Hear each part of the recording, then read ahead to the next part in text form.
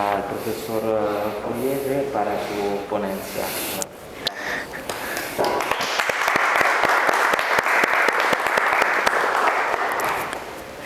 Muchas gracias por participar.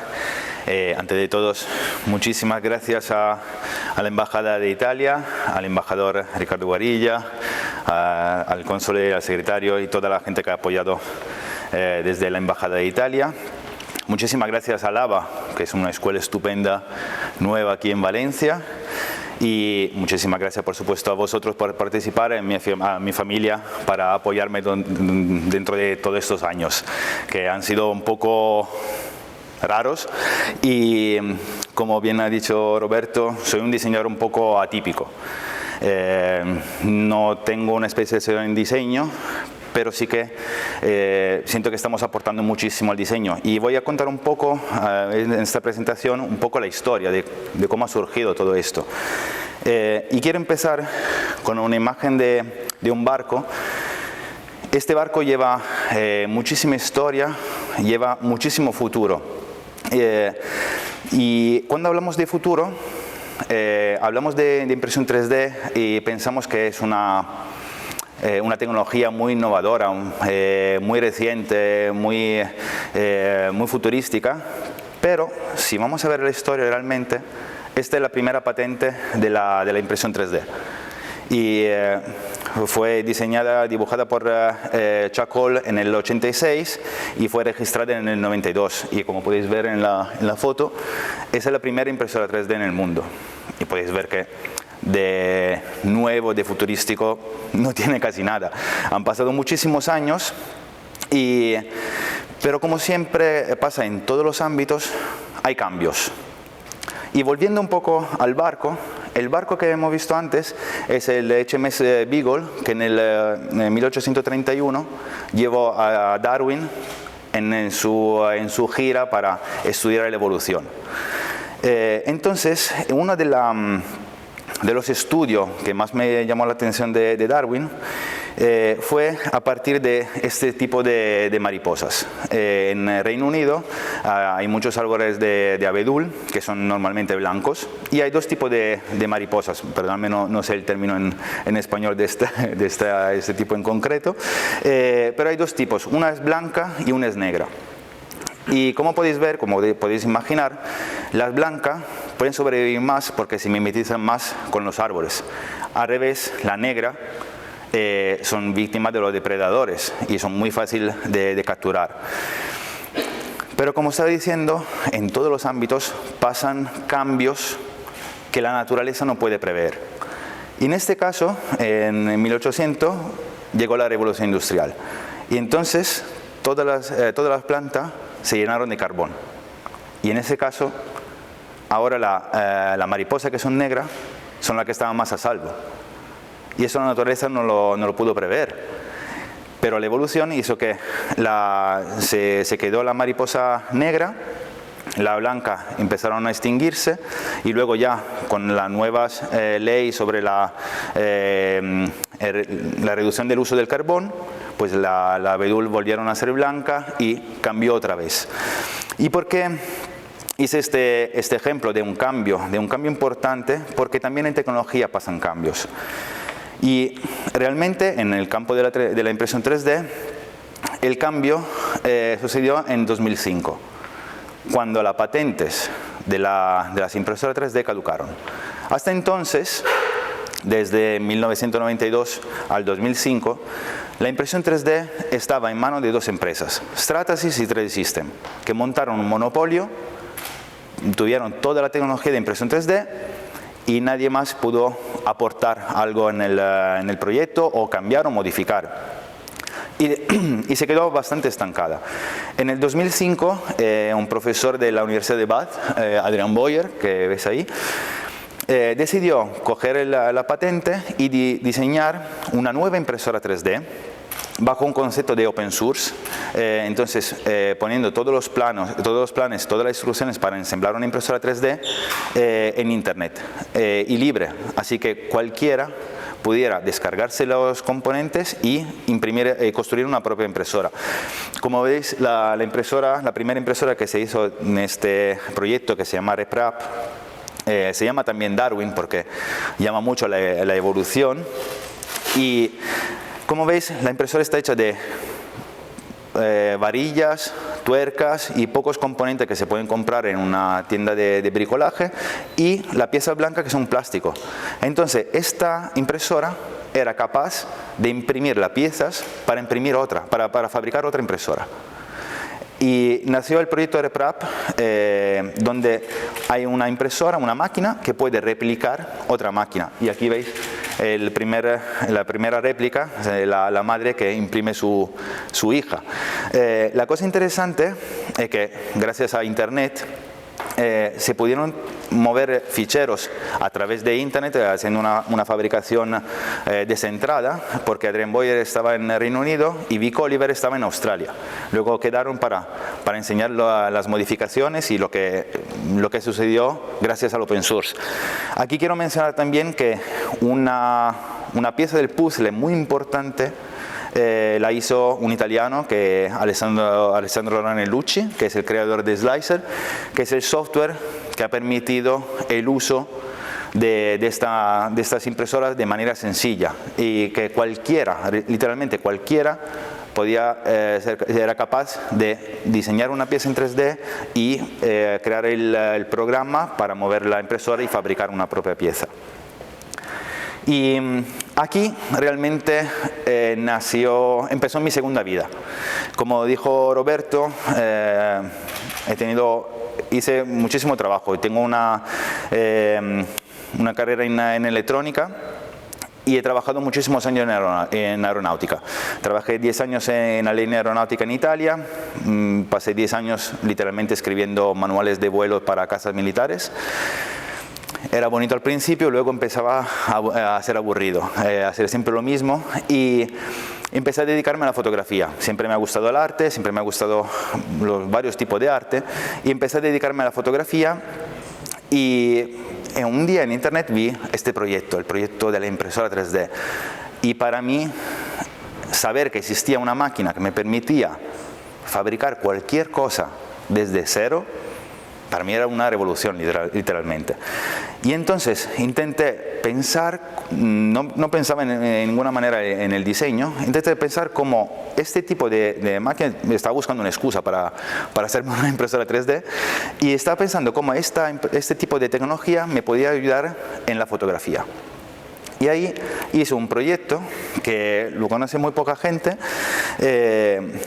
inspirado en el trabajo de Pablo Picasso de light painting, donde con una bombilla que se mueve en el aire, haciendo una foto de tiempos largos, se pueden crear imágenes, que son imágenes, son esculturas efímeras porque se quedan solo en la fotografía. Entonces construí una impresora 3D capaz de visualizar el movimiento que hacía la impresora cuando tenía que fabricar un objeto. Entonces visualizar un objeto que era inexistente, que era invisible. Esta máquina ahora mismo está expuesta en el Museo Caixa de Zaragoza, ha sido parte de la muestra itinerante en Barcelona también, y en 2014 fue expuesto en la Bienal de Venecia. Y aquí fue un punto clave para mi cambio de vida, porque justo durante la Bienal de Venecia en 2014 conocí a una empresa italiana que se llama Wasp. Esta empresa, el jefe de Wasp, Massimo Moretti, me contó su historia y me dijo que, viendo cómo trabajaba la avispa alfarera, decidió hacer algo tecnológico inspirado en la naturaleza. La avispa alfarera, para quien no la conoce, es una avispa que construye su propia casa depositando barro que recoge al lado. Y si veis cómo está creado este pequeño hogar, se parece mucho a la impresión 3D, porque se va creando como capa sobre capa. Y Massimo Moretti me llamó, me empezó a contar su visión, que era de fabricar casas usando la impresión 3D. Estamos hablando en 2014. En 2016 llegaron a fabricar la la primera casa, la primera estructura habitable impresa en 3D en barro. Que eso ha sido otro momento importante porque en vez que fabricar en cemento, que es más o menos sencillo, en barro es mucho más sostenible. Primero, porque no hay que mover cemento. Normalmente se dice que mover una tonelada de cemento es equivalente a mover una tonelada de CO2. Y aparte de eso, hay muchos lugares donde es muy complicado llevar cemento para reconstruir en lugares de emergencia, por ejemplo. Entonces, la idea era, vamos a construir una impresora capaz de fabricar una casa en barro utilizando el material que tenemos en el mismo sitio. Haciendo una pequeña paréntesis en esta casa, la parte interesante es que justo detrás tiene un pequeño lago, que es básicamente el hueco que se ha creado excavando el barro. El techo está ligeramente inclinado para que cuando hay lluvia toda el agua fluya en el lago, alimentando el lago. Y el mismo lago, ahí detrás veis que hay una huerta verticales que se alimentan a través del lago. Entonces hay una economía circular en poquísimo espacio que funciona perfectamente. También la casa detrás parece un proyecto sencillo, pero detrás tiene una ingeniería en la fabricación de las paredes que hacen que esta casa es totalmente autosuficiente, no necesita ni calefacción ni enfriamiento. Porque el mismo barro, que el adobe con que se han fabricado casas muchísimos años, mantiene un clima perfecto en el interior. Y cuando me contaron este proyecto, yo me quedé enamorado. Digo, esto sí que tiene sentido investigar más ahí. Y como que estaba empezando a construir impresora 3D de gran tamaño, Máximo me dijo, tenemos una impresora lista para hacer las casas, ahora nos falta una impresora para hacer los muebles. Porque queremos crear un kit donde en lugar de emergencia, con pocas máquinas se pueden fabricar un ecosistema. Y entonces yo relancé la propuesta diciendo, ¿y por qué no hacemos una máquina, una impresora 3D capaz de transformar las botellas en sillas? Y así vamos recuperando todos los restos. Desafortunadamente entonces no fue posible. La tecnología que había en 2014-2015 no era tan avanzada para poder fabricar con botellas 100%. Ahora mismo ya estamos trabajando mucho más con estos materiales reciclados, pero la clave fue desarrollar estas impresoras que eran capaces de imprimir, en vez que con un filamento, como hacen la mayoría de las impresoras 3D, trabajar directamente con la granza del material, con el pellet, con raw material. Entonces, a partir de ahí, se podían usar materiales vírgenes o material reciclado básico. Y en 2016 me mudé a España y empecé con la distribución de las impresoras que había desarrollado en Italia. Y monté también mi propia empresa, Lopoli, que estaba más dedicada a la sostenibilidad y a cómo encontrar una manera de ser sostenible usando la impresión 3D. La impresión 3D es muy importante, yo creo que en este momento histórico, porque es uno de los métodos de fabricación que dejan menos restos. Cuando se imprime en 3D se usa exactamente el material que hace falta. En otra forma de fabricación, por ejemplo el fresado, se empieza por un bloque de material y se va quitando material. Y todo lo que sobra es un resto. En caso de impresión 3D se empieza de una base vacía y se va añadiendo solo la cantidad necesaria para fabricar la pieza. Entonces en Lopoli decidí empujar la sostenibilidad en la manufactura aditiva. ¿Y cómo lo hacemos? Siguiendo dos verticales principales, la impresión 3D, la robótica y la transformación digital, pero también la sostenibilidad, la innovación y los materiales, los ecomateriales, los biomateriales. Entonces intentamos transformar restos en productos.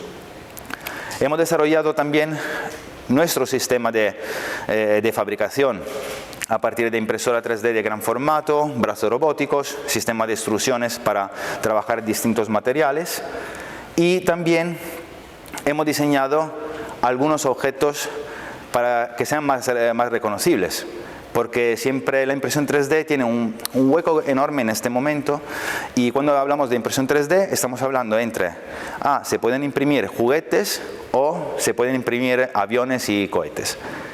Hay una parte intermedia que es gigante y que todavía no está bien valorada. Se puede trabajar en impresión 3D en todos los ámbitos.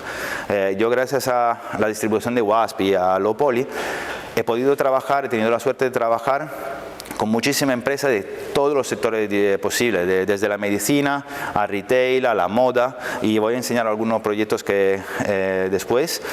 Entonces, esta parte es muy importante. Yo siempre digo, tengo que encontrar la manera para hacer que todo el mundo se entere que este es un método de fabricación actual y que ahora mismo es una manera de fabricación sostenible y que se puede llevar adelante.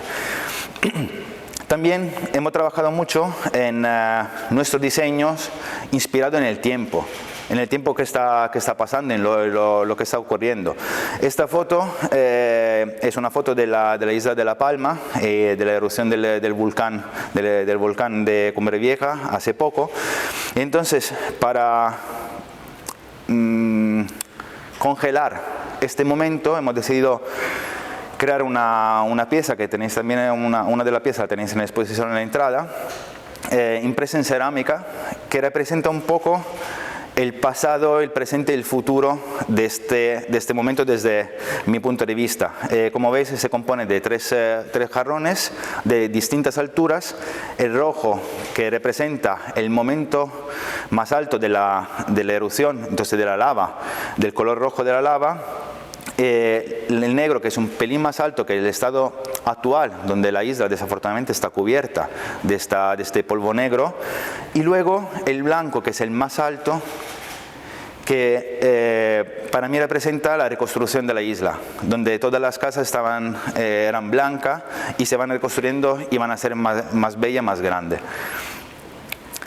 También siempre en el ámbito de piezas artísticas, siempre he sido interesado en la pixel art y este tipo de diseño, de dibujo basado en píxeles. Los píxeles son los cuadratitos que siempre vemos cuando hacemos zoom en una foto. En 3D, esos píxeles, en vez de ser cuadrados, son cubos, porque tienen una tercera dimensión. Y ahora hay muchos videojuegos y es muy debativo el tema del metaverso, donde los edificios se construyen con estos cubos que se llaman voxel.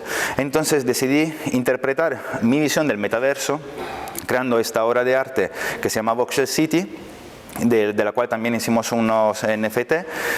Y esta obra representa una ciudad del futuro, del metaverso, donde estas esculturas, estructuras, estos edificios se alzan verso el cielo en un equilibrio inestable.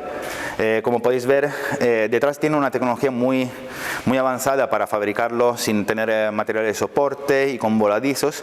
Esta ciudad es donde hay que buscar un truco para mantener un equilibrio, manteniendo una forma que parece esbelta. Y también hemos desarrollado un sistema para ir más allá de la impresión 3D, pero usando la fabricación digital.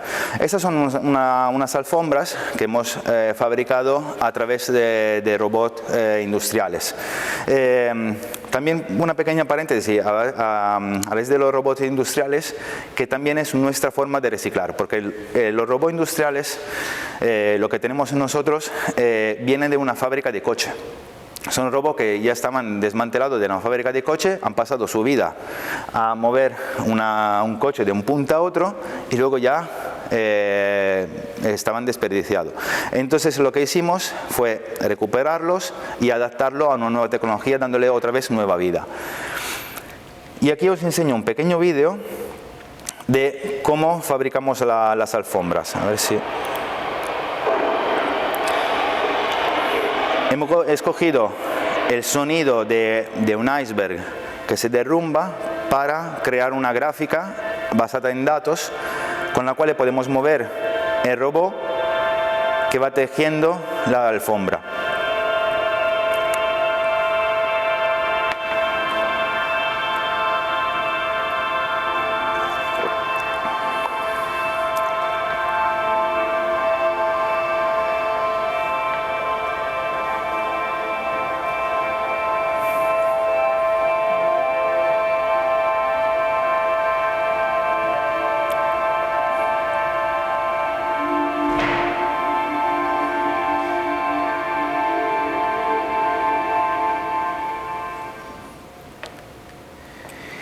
Y ahora, después de las alfombras, vamos a la parte principal de mi proyecto Low Poly.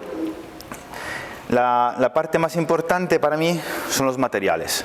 En cualquier ámbito, el conocimiento de los materiales, desde la artesanía, el diseño, la fabricación, los materiales tienen un rol muy importante.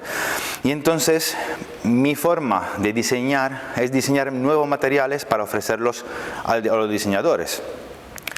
Estamos trabajando, llevamos muchos años buscando materiales sostenibles. El reto de Low Poly es convertirse en 2023 en una empresa que ofrece solo exclusivamente piezas hechas con material reciclado o material sostenible o reciclable, y hemos desarrollado varios materiales junto con varias empresas y varios proveedores. La mayoría del plástico que usamos procede del cultivo de las patatas, entonces todos los desechos de la piel de la patata se convierte en almidón, y con ese almidón se puede fabricar un ácido poliláctico, que es el PLA, que es uno de los materiales básicos para impresión 3D, con lo que fabricamos muchísima de la pieza que veis, la mayoría de la pieza que veis a la entrada, esas están hechas con este tipo de material. También hemos firmado acuerdos con empresas de materiales más químicos, polipropilenos, para encontrar la manera de transformar todos los botes de lejía, de champú, que están hechos de polipropileno, transformarlo otra vez en granza para poder imprimir y transformarlos en nuevos objetos. Uno de los proyectos claves que hicimos en los últimos 2 años con Signus Ecovalor fue buscar una manera de dar otra vida a los neumáticos. Signus Ecovalor es una empresa que se dedica al ciclo de vida de los neumáticos, desde la recogida en los talleres, a la transformación, a la división entre tejido, acero y caucho. Y con el caucho normalmente se hace relleno para asfaltos o los ladrillos para los parques de niños. Lo que hemos intentado hacer es llevar este material a la impresión 3D para llevarlo a dos ámbitos completamente distintos. Uno es la moda y uno el diseño. En el ámbito del diseño conseguimos mezclarlo con otro bioplástico para fabricar unas lámparas y otras decoraciones para interiores. También hemos desarrollado un material procedente de los huesos de aceitunas de la zona de Almería.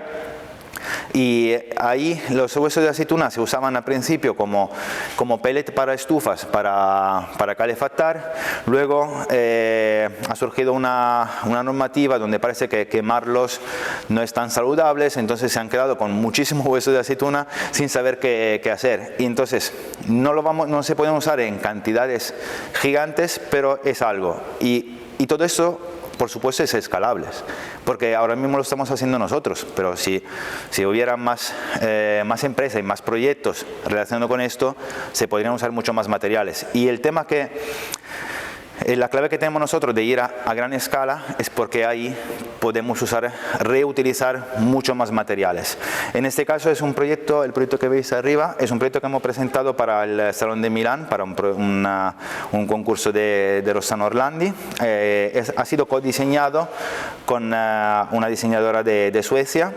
Y aquí estamos hablando también de fabricación distribuida, que es otra parte muy importante de la sostenibilidad en impresión 3D. Ahora mismo somos capaces de distribuir la fabricación, y entonces si un proyecto se tiene que entregar a Italia, podemos diseñarlo entre Suecia y España, fabricarlo en Italia y mover la mínima cantidad de materiales, o fabricarlo en caso de necesidad en los lugares más cercanos posible.